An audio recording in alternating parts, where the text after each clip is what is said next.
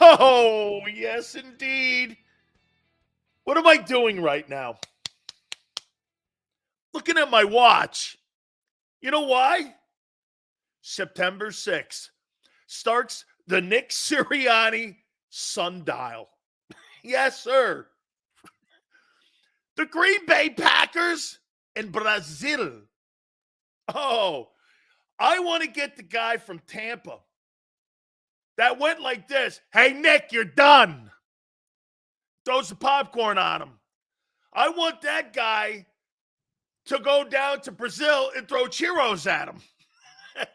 That's what I want. You're playing the Packers with that defense, and you can't beat Drew Lock. Oh, my God. Hey, I'm not really rooting for the Eagles to lose. I'm only rooting for Nick Sirianni to lose. As long as that guy is in the building at NovaCare, and as long as that guy is Jalen Hurts' head coach, he has no chance of turning himself into an elite quarterback.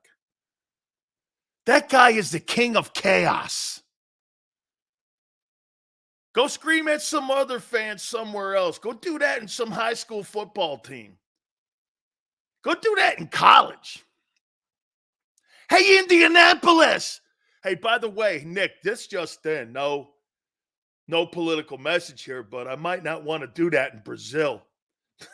Ask some of those Olympic swimmers when they started talking shit down there to some of the people down there and the police. They didn't take too kind to the Americans down there.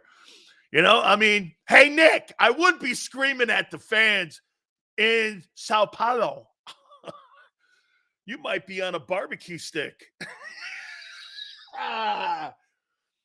You're playing the Packers. The vaunted secondary. And Vic Fangio. I'll tell you something about that Green Bay Packer team. Kudos to Matt LaFleur, the head football coach, man. He knew exactly what he was doing when it came to developing of Jordan Love. I saw Jordan Love play, covered the Mountain West a little bit. And I saw him at Utah State. You know what they were looking at in Green Bay? They were thinking they found themselves a Josh Allen. And for a guy who couldn't take the job of a 40-year-old quarterback in Aaron Rodgers, albeit I get Rodgers had a couple MVP seasons a couple years ago, and he's an elite guy, and he's one of the greatest quarterbacks of all time. Nobody's getting around that. And I completely agree with that. But this kid came on. LaFleur kept saying, he's coming along. And you know what's great about the Packer organization compared to every say the Chicago Bears or the Jets? I've been bringing this up on the program numerous times. In the last 35 years, the Green Bay Packers have had 3 quarterbacks take 97% of the snaps in Green Bay.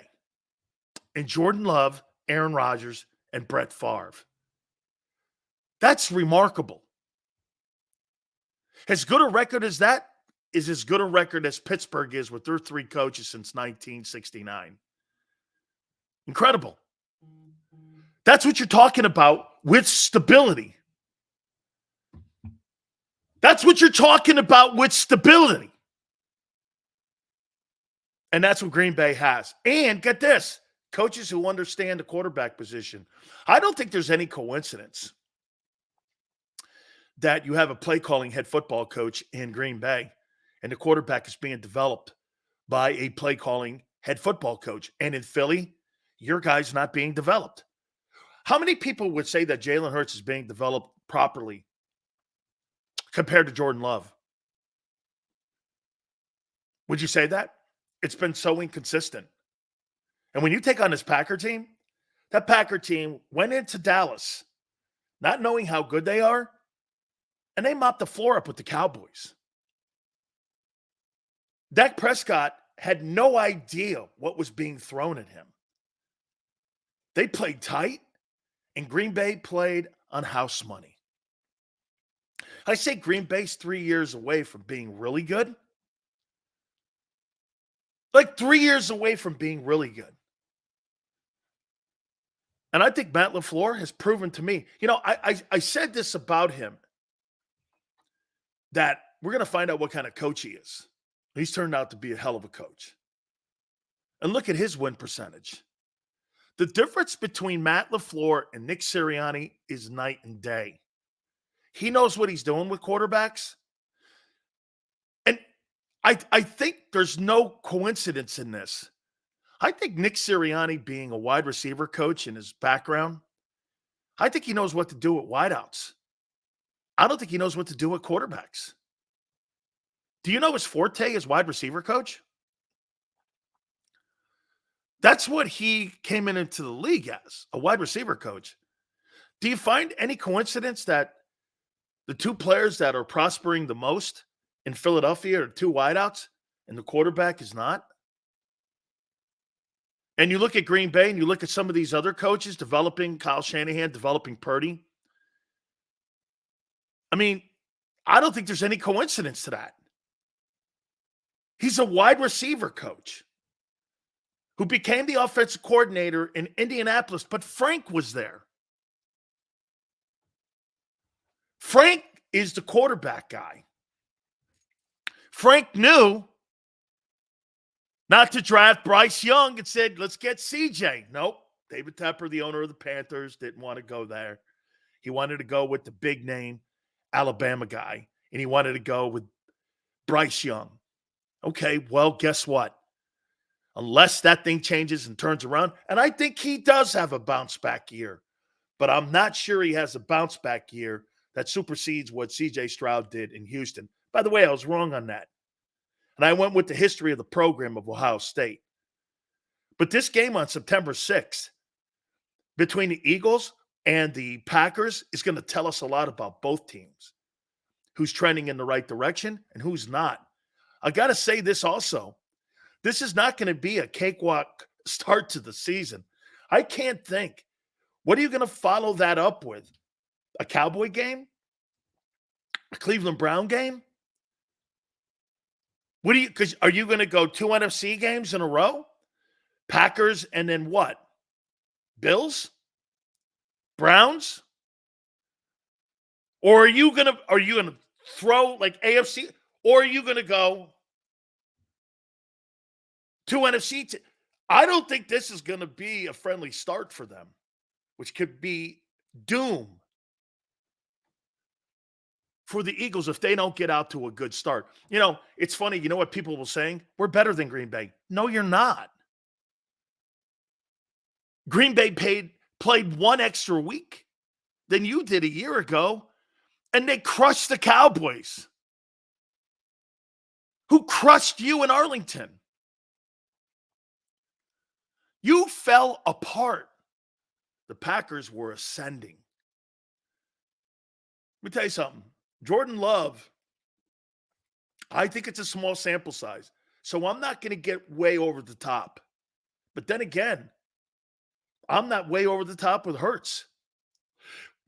If I had to pick, Sills, who would you pick between the two quarterbacks that you'd want to build your team with?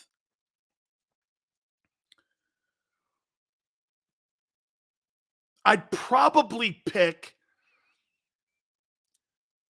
Love because it's more the style of play.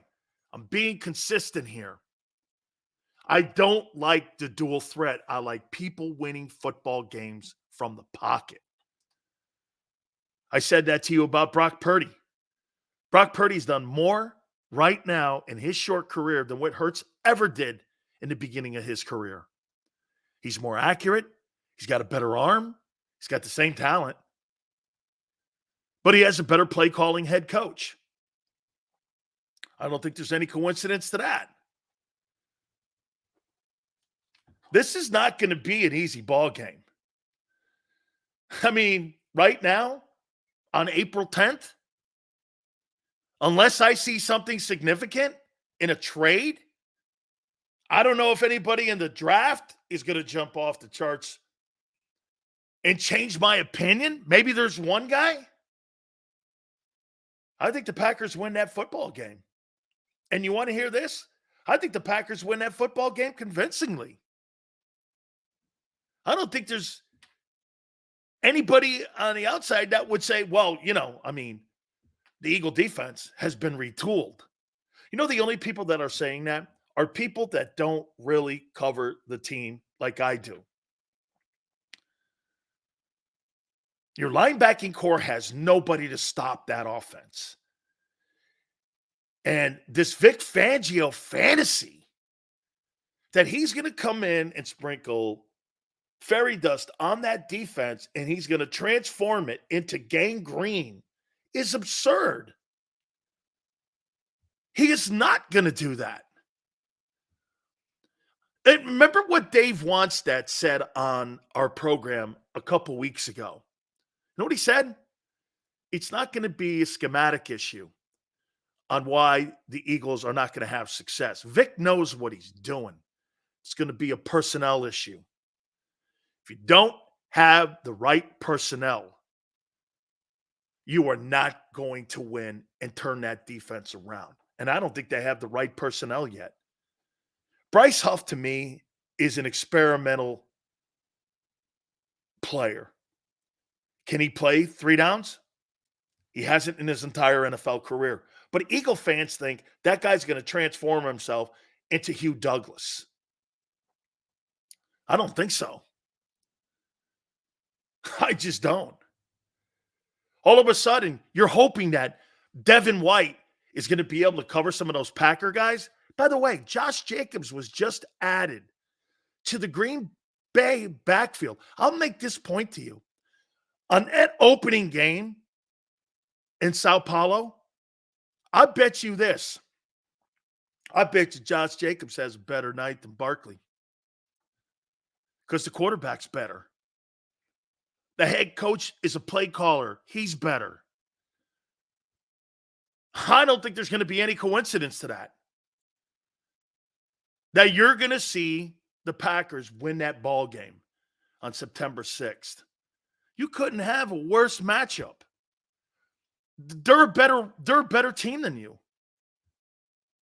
You get this. You have a better offense, I believe, personnel-wise, than Green Bay. I do. But you're not a better team. And your coaching staff's not better. It's just not better. You think you do, but that football team is not. I'll tell you this, man, one more time. Green Bay has done a whale of a job in developing that quarterback position. I don't know what Jordan Love is going to look like in the next 10 years or the next decade. But what if that thing turns out to be, he's trending in the right place. Got to tell you, man, Green Bay gets the quarterback position right. Philadelphia gets the quarterback position traditionally wrong. I mean, Carson Wentz, 5 years. Like Xander said, this guy's basically started 5 years, 4 quality years in Philly. And Jalen Hurts has had 1 super year. The other 2 have been okay to poor. You guys are making it sound like the Eagles land on this quarterback factory. It's not. It's not. So, my prediction on September 6th, pain. Pain. If he dies, he dies. Yeah. Yeah. If he dies, he dies. Yeah. Got to pull a Rocky reference there, my friends. If he dies, he dies. September 6th, baby. Go Pack! Holy cow. The job light is starting to flicker after they play the Green Bay Packers. Be the best thing in the world for the organization. Losing will make you better, believe it or not. Okay? All right. Big Sills, out.